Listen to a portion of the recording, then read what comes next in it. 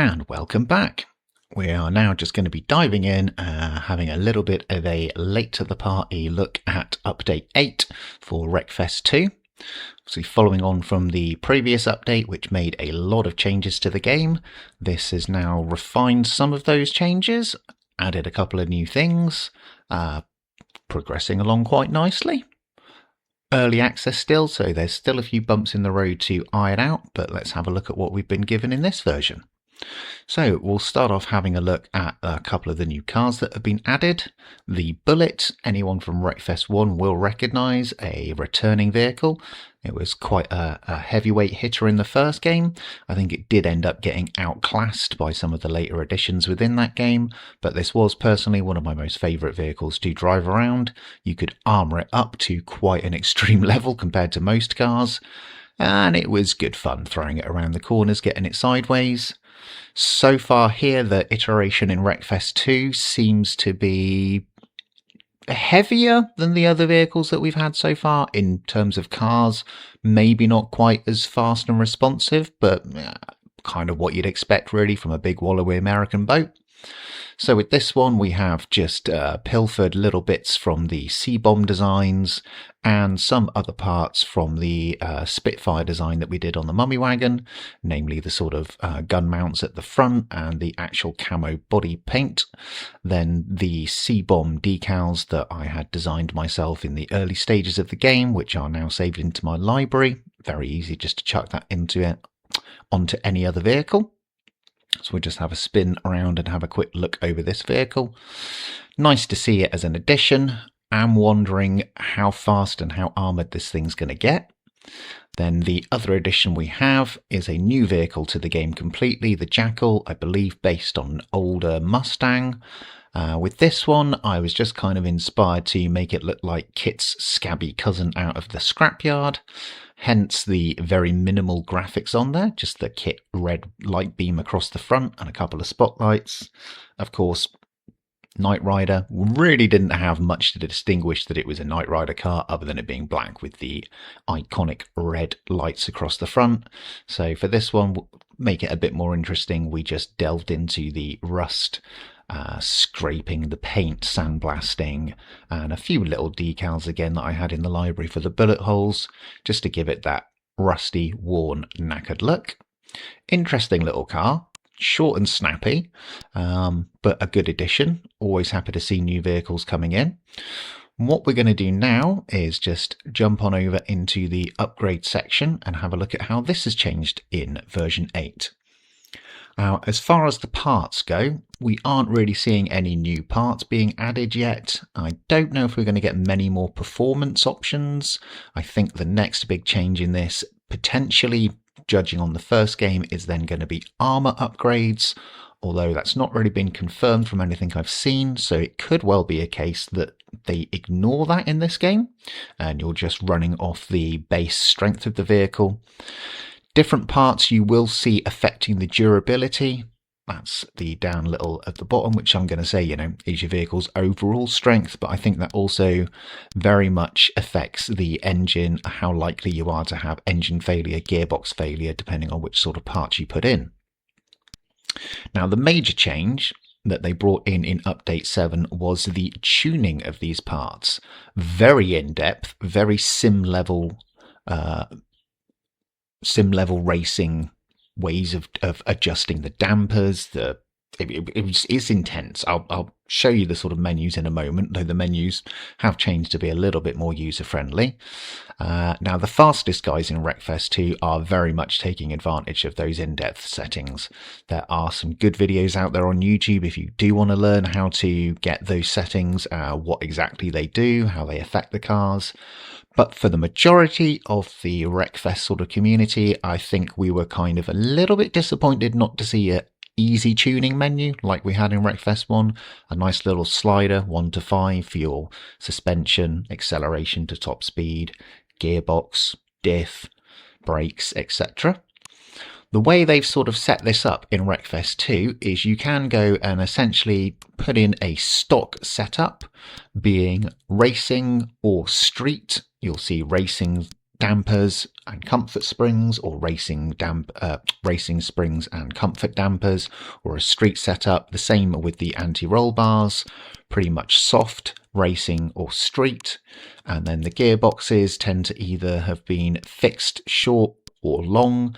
They now have a gearbox with adjustable top speed or a fully adjustable 6-speed gearbox, and the adjustable brakes, of course.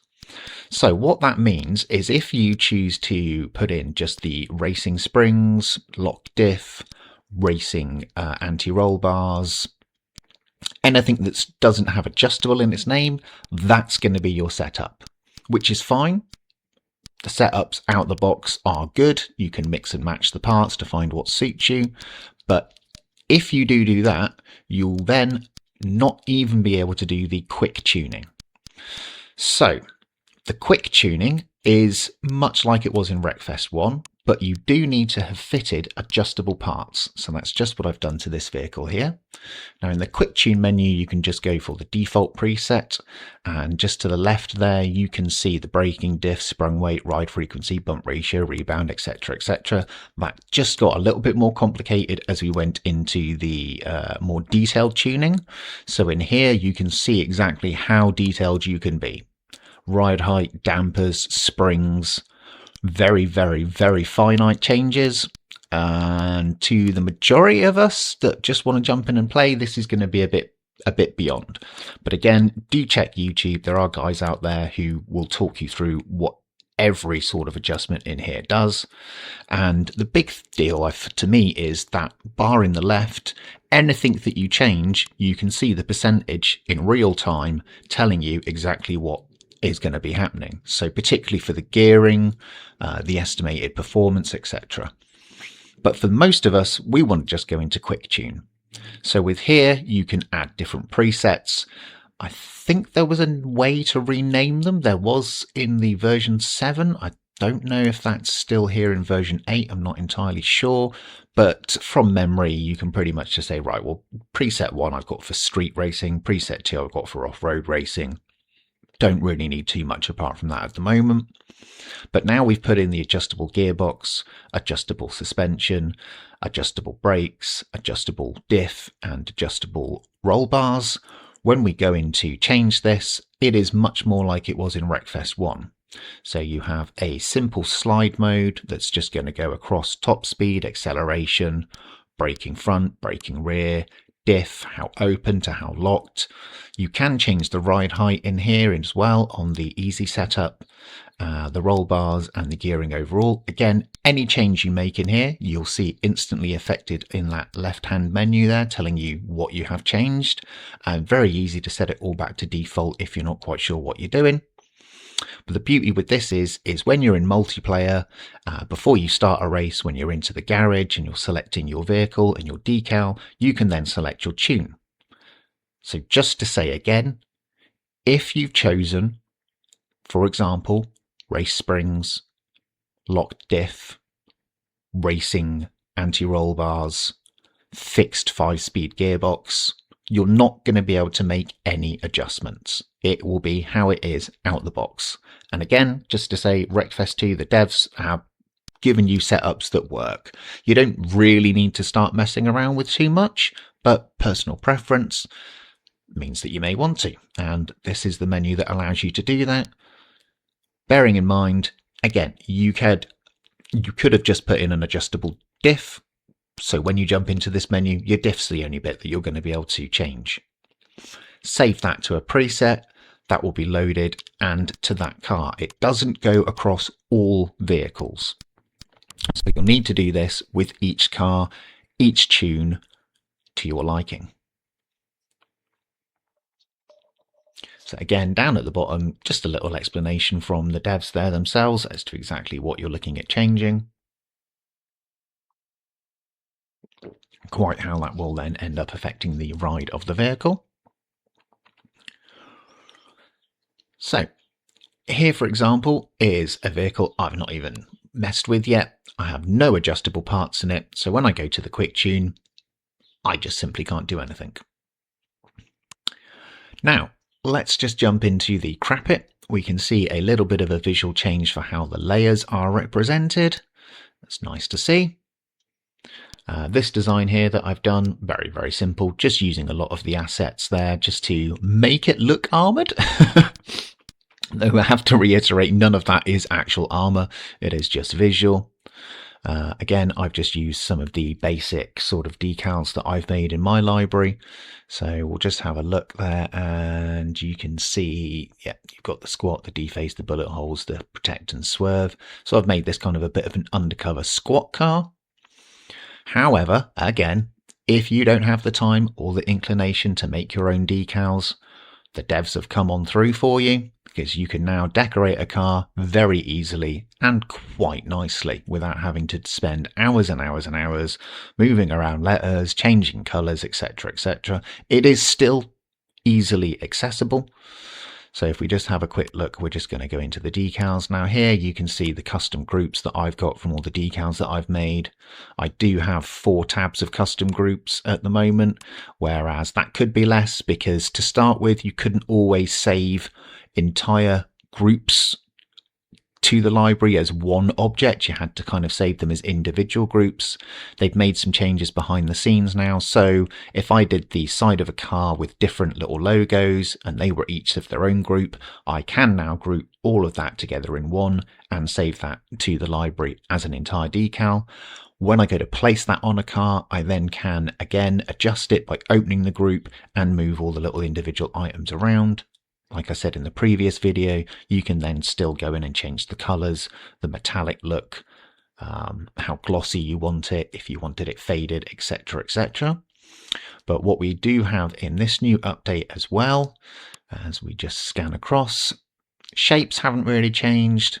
Basic letters to start with haven't really changed. Would be nice to see another font put in, but we do have a lot of new letters, new fonts, new styles. Again, I think this will just continue to evolve as the updates come out. For me, liking to design my own spoofs of famous logos, I really want to see a typed text tool, so I don't have to keep constantly selecting individual letters to make words. But we'll just scroll across because there are some excellent updates to this, where we come past the gradients, which I talked about in the previous video for using as masks. Some of the miscellaneous objects, they have created their own bullet holes. I made my own many updates previous to these coming out, so I don't tend to use these, though they are pretty good actually, to be fair to them. The sort of armor plating, but here's where it really helps for a lot of people that don't have the time or the inclination to do this. Slogans. Straight away, bunch of cool different slogans that, you know, are suitable for various different sort of wrecking looks. You can't adjust these in the sense of making a different word out of them. They can't be broken up into individual letters. They can affect the colors. You can obviously layer them on top of each other. I've not yet seen or tried to see if these can be used as masks. That may be possible. I don't know entirely. That's something I'm going to have to investigate myself as I look into it a little bit deeper. But loads of little cool slogans that, again, I'm sure as the game develops, the devs will add more and more. You know, the Crusher, the Painkiller, Crash, Bang, Warning, Stay Back, Bite Me, Kiss This, Dirty Dog, Demolisher. Lots and lots of little logos and slangs, sayings that, you know, make up the vehicles. And then one of the biggest changes, I think, for a lot of people is going to be the addition of the stickers. Now, again, we've got 2 tabs of stickers to start with, and I believe these are going to just get more and more as the game develops. Now, these stickers, I'm not quite sure how they've made these. I wouldn't say they've made them completely with the assets available in the Crap It tool. If they have, then they're really good at using that tool. So the thing with these is they're fixed. You can adjust the size. You can now skew objects as well, a great addition to the designing. But yeah, these color schemes are basically fixed. You can change the color if you like, but it changes all the colors. So if I were to select one of those and make it yellow, it'd all be yellow. The white background and the main object in the middle. We'll have a look at what that looks like in a moment. But we've also got some new racing numbers, which are already gradiented numbers, various different fonts as well. So this really helps with people that don't have the time or the inclination to mess around with the masking. And these, again, are pretty much fixed as assets go. You can skew, change, order, transparency, but we'll just have a little look here. So essentially that's as white, which is what you'd see it as on screen. If I scroll through the different colors, you can then see how that is affecting it. So green is making it pretty much all green. We are down on the bottom layer here, so we're just going to move that to the top so it becomes a little bit more easy to see. If we copy and paste, you can see the sort of glossiness that we've got. And with that one, inside my group, I can open that up and I can change each of the letters. This, it's not a group, it's just a decal. It might look like a group of decals, but it comes out as just one. So we'll just duplicate that quickly, and then you can see from the main menu how to quickly go in to change the color. And if we put that back to white, that's giving that original color from the main menu. So it gives you all the gradients that were there as you first saw. We'll see what we can do with some of the other stickers or numbers. Now there's also, so with this one, you'd think, can I change it a lot more because it's mostly white? You can, but again, it's not going to exactly be looking quite how you think, because it's got that green outline, the blue outline, and then the white center. So you're changing the majority of the color, and yeah, it is what it is. It would be nice to open these up as groups, but I think that would probably be too much to ask memory wise, etc. So let's just grab one of the other stickers, and again just give you the example as we scroll through the different recolors. If you want it as you see it in the menu, you're just going to have to leave it as white. Some of the lighter colors don't affect it completely, where some of the darker colors you will see give it a complete change. So again, back to the original color, we can copy, we can paste. Change color again is from that main sort of menu as you scroll down, rather than going into the object itself now. And then with some of the text, very easy, just change the color. These are all pretty much just white, but again, they aren't an object that you can open as a group. It is fixed. We also will note down on the R stick gives you fine tuning. So you can see now how slowly that decal is moving across the surface. This is with fine tuning on, and then fine tuning off. Much freer movement, but it does mean that when you're lining up letters next to each other, that fine tune really gives you the advantage to get the lettering, the shape exactly where you want it. Just more precision. It's very nice to see. A great addition. Again, thank you, devs. Can we please get the type to text tool? I'm going to keep saying that in pretty much every video review that I do, just because I spend so long typing things out letter by letter by letter. So again, here with fine tune, you actually changes the speed of adjusting the size and the stretch and the skew, as well as just the movement. So if you can't be bothered to make your own designs, now you're going to have a car that looks funky in 5 to 10 minutes. Pretty easy. And that's pretty much a look over at the additions that they've given us, and let's just jump into some racing.